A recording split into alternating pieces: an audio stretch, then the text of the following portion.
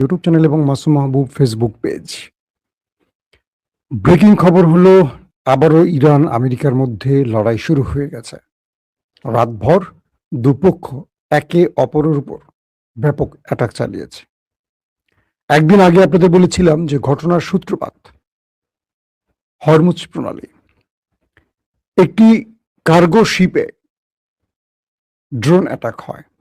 আমেরিকার দাবি এই আক্রমণটি ইরান করেছে, আর ইরান বলছে এটি ফলস ফ্ল্যাগ অপারেশন, অর্থাৎ আততায়ী বা গুপ্ত থেকে কেউ এই আক্রমণটি করে এই লড়াইটা শুরু করিয়েছে। ইরান হরমুজে থাকা জাহাজের আক্রমণকে নিজের বলে দাবি করেনি, কিন্তু আমেরিকা ইরানের গায়ে দোষ চাপিয়ে দিচ্ছে। এরপর আমেরিকা ইরানের 5টি সামরিক ক্ষেত্রে অ্যাটাক চালিয়েছে, ড্রোন এবং মিসাইল স্টোরেজকেও টার্গেট করেছে, রাডার সিস্টেমকেও টার্গেট করেছে। পাশাপাশি সীমান্ত বা উপকূলীয় অঞ্চলে ইরানের যে দক্ষিণ উপকূলীয় অঞ্চল, সেখানে বেশ কয়েকটি সামরিক কেন্দ্রে অ্যাটাক করেছে আমেরিকা। এর 1 ঘন্টা পরই বা 1 ঘন্টার মধ্যেই পাল্টা প্রতিরোধ গড়ে তুলেছে ইরান।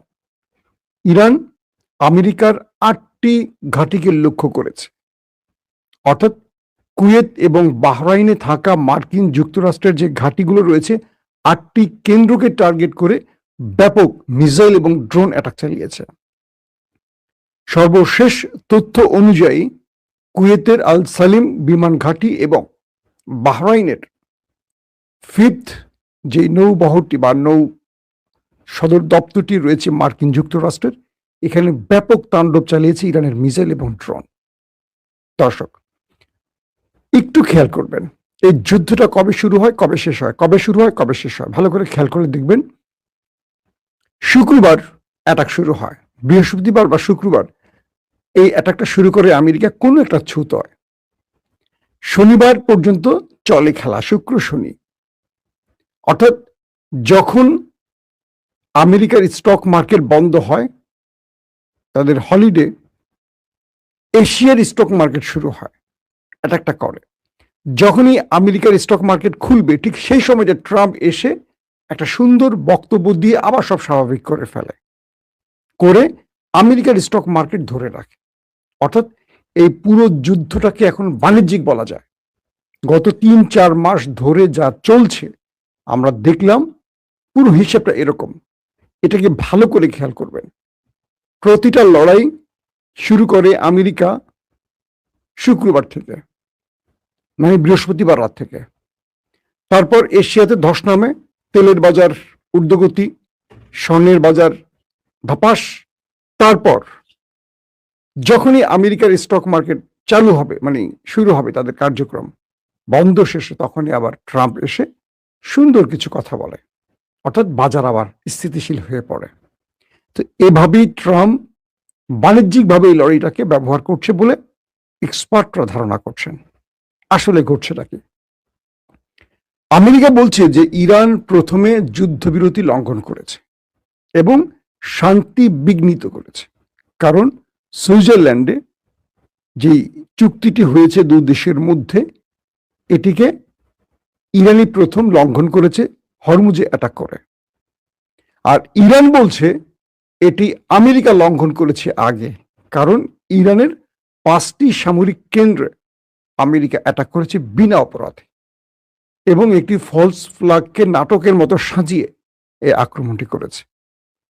মাঝখান থেকে কাতার এবং পাকিস্তান বহু চেষ্টা করেছিল যেন এই পাল্টা আক্রমণ বন্ধ করা যায়, কিন্তু ট্রাম্প কোনোভাবেই তিনি থামছেন না। তিনি সকালে যা বলছেন তা দুপুরে পরিবর্তন করছেন, দুপুরে যা বলছেন বিকেলে পরিবর্তন করছেন, বিকেলে যা বলছেন রাতে পরিবর্তন করছেন। পৃথিবীতে এই মুহূর্তে এমন একজন প্রেসিডেন্ট পাওয়া গেল, যিনি পৃথিবীর সবচেয়ে পাওয়ারফুল একটি রাষ্ট্রের প্রেসিডেন্ট, কিন্তু তার কথার উপর কোনো মানুষ আস্থা রাখতে পারে না। ইরান বলছে যে ট্রাম্প এমন একজন বিপজ্জনক ব্যক্তি, যিনি কাগজে কলমে সিলমোহরে সিগনেচার দিয়েও যে চুক্তি করবে সেটাকে তিনি লঙ্ঘন করবেন। ইরান বলছে হরমুজ প্রণালীতে আমরা প্রত্যেকটি জাহাজকে চলাচলের জন্য একটি নির্ধারিত রুট ঠিক করে দিয়েছি, কারণ এই জাহাজগুলো যে রুটটা দিয়ে চলাচল করবে সেখানে আমরা তাদেরকে নিরাপত্তা দেব। এর বাইরে অনেক জায়গায় ইরান যে মাইন পুঁতে রেখেছে সেগুলোকে ধীরে ধীরে সরানোর কাজ চলছে। তো একটি জাহাজ যখন তার লাইনচ্যুত হয়ে ভিন্নভাবে সেই জাহাজটি আসবে তখন বিপদ ঘটতে পারে। পাশাপাশি সেই জাহাজটিকে সন্দেহ করা হতে পারে, কারণ শত্রুর কোনো গুপ্ত অ্যাটাকের কারণ হতে পারে সেই জাহাজটি। তো ইরান যখন বলছে যে তোমাদেরকে নির্ধারিত রুট বলে দিয়েছি, যে তোমরা কি বলে শাহবাগ থেকে বাংলা মোটর হয়ে বাংলা মোটরের রুট ধরে কারওয়ান বাজার থেকে ফার্ম গেট হয়ে প্রধানমন্ত্রীর কার্যালয় দিয়ে মহাখালী ওভারব্রিজ দিয়ে তোমরা উত্তরা রুট ধরবে, তখন ওই জাহাজটি, যে জাহাজটিতে আক্রমণ হয়েছে সেই জাহাজটি কি করলো, শাহবাগ থেকে এসে বাংলা মোটর দিয়ে কারওয়ান বাজার না এসে সেটা চলে গেল মগবাজারের দিকে। মগবাজার দিয়ে হাতিরপুল দিয়ে এটি আবার ওইদিকে মোড় নিল। তখনই সন্দেহটা তৈরি হলো ইরানের, যে এই জাহাজটিকে বারবার সংকেত দিচ্ছি, 4বার সংকেত দেওয়ার পর জাহাজটি কেন ভুল রুটে গেল। বলা হচ্ছে যে এরপরে এই জাহাজটিতে ড্রোন অ্যাটাক হয়েছে, কিন্তু ইরান বলছে না যে অ্যাটাকটা তারা করেছে। এর পরপরই আমেরিকা ইরানের উপর কয়েকটি বড়সড় অ্যাটাক করেছে। ইরান বলছে এই অ্যাটাক তারা মোকাবেলা করেছে। এরপর আমেরিকাকে এমন শক্ত জবাব দিয়েছে যে আমেরিকা এটা আশা করেনি। বাহরাইনে তাদের যে 5ম নৌবহরটি আছে তার সদর দপ্তরে গুরুত্বপূর্ণ জায়গাতে এমন বড় আকারে ইরান অ্যাটাক করেছে যে সর্বশেষ ভিডিও চিত্র দেখেছি সেখানে এখন আগুন জ্বলছে। তবে যুদ্ধ থেমে যায়নি। যুদ্ধ, এই ভিডিওটি যখন রেকর্ড করছে তখনও কয়েকটি সূত্র দাবি করছে ইরান আমেরিকার মধ্যে উত্তেজনা চলছে, মানে আক্রমণ পাল্টা আক্রমণ চলছে। এখন অবস্থাটা বোঝেন। পাশাপাশি কুয়েতে আল সালেম বিমান ঘাঁটিতেও, যেটি মার্কিন বিমান ঘাঁটি, সেখানেও গুরুত্বপূর্ণ কয়েকটা মার্কিন সামরিক কেন্দ্রের বা পোস্ট উড়িয়ে দিয়েছে ইরান মিসাইল এবং ড্রোন অ্যাটাক করে। এই পরিস্থিতি থামছে না কোনোভাবেই। একদিকে চুক্তি হচ্ছে, পাশাপাশি সেই চুক্তির মধ্যেই নানান ছুঁতে খুঁজে আমেরিকা ইরানে অ্যাটাক করছে, ইরান পাল্টা জবাব দিচ্ছে। ইরান বলছে যে কোনোভাবেই, ইরানের পররাষ্ট্রমন্ত্রী বা প্রেসিডেন্ট আব্বাস আরাকচি এবং মাসুদ পেজেশকিয়ান দুজনেই বলেছেন যে ইরান তার শত্রুকে যে কোনো বড় মোকাবেলার জন্য, অর্থাৎ শত্রু যত বড়ই আক্রমণ করবে সেটা মোকাবেলার জন্য প্রস্তুত আছে। ইতিমধ্যে ডোনাল্ড ট্রাম্প আবার স্টেটমেন্ট দিয়েছেন। ইনি তো স্টেটমেন্ট দিয়ে দেশকে অস্থিতিশীল করে ফেলেন। বলছেন যে ইরানের উপর সবচেয়ে বড় অ্যাটাক করতে পারে আমেরিকা যদি ইরান শান্ত না হয়, যদি ইরান যুদ্ধবিরতি লঙ্ঘন করে আমেরিকার স্বার্থে আবার অ্যাটাক করে। তার উপর নিউক্লিয়ার অ্যাটাক শব্দটা শুধু বলেনি, কিন্তু বাকিটা ইঙ্গিতে বুঝিয়ে দিয়েছে তিনি যে কোনো সময় ইরান নিউক্লিয়ার অ্যাটাক করতে পারে। অর্থাৎ তার পুরো বক্তব্যটা নিউক্লিয়ার অ্যাটাককে ইঙ্গিত করছে। আমেরিকা এ পর্যন্ত গত 130-40 দিনের মধ্যে ইরানকে কমপক্ষে 20 থেকে 30 বার নিউক্লিয়ার অ্যাটাকের হুমকি দিয়েছে। প্রশ্ন হলো, ইরান কি আমেরিকার এই নিউক্লিয়ার অ্যাটাকের হুমকিতে ভয় পেয়েছে? পায়নি, বরং আমেরিকাকে আরো শক্ত জবাব দিয়েছে।